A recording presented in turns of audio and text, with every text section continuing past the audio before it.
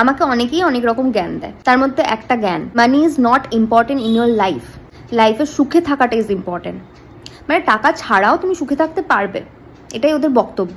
কারণ তুমি যত ইনকাম করবে তত তোমার খরচা বাড়বে, তত তুমি টাকার পেছনে দৌড়াবে, আলটিমেটলি তোমার লাইফে সুখ থাকবে না। বাট তাদেরকে আমি একটাই কথা বলতে চাই, excuse me, without any money তোমার লাইফে কোনো সুখ থাকতে পারে না। কারণ তোমার কাছে যদি টাকা না থাকে আমচিকি তো লাথি মারবে। টাকা ছাড়া সুখ নেই ভাই, কেউ পাত্তা দেবে না তোমাকে। তুমি নর্মাল কথা বলতে গেলে লোকে ভাবে তুমি টাকা চাইতে আসছো, অন্যদিকে মুখ ঘুরিয়ে চলে যাবে। এই যেমন আজকে পয়লা বৈশাখ, যাদের কাছে পয়সা আছে তারা কি করছে, আজকে নতুন জামা কাপড় কিনে দোকানে দোকানে ভিক্ষা করে রাত্রেবেলা রেস্টুরেন্টে খেতে যাচ্ছে। আমার কাছে নেই, আমি আজকে ঘরে বসে আছি, পুরোনো জামা কাপড় পরছি, রাত্রেবেলা জলমুড়ি খেয়ে শুয়ে পড়বো। এটাই হচ্ছে ডিফারেন্স। এরকম সুখের থেকে যারা আমাকে জ্ঞানগুলো দিয়েছিলেন এই মুহূর্তে আমাকে 1000 টাকা করে ছুঁড়ে মারুন মুখে।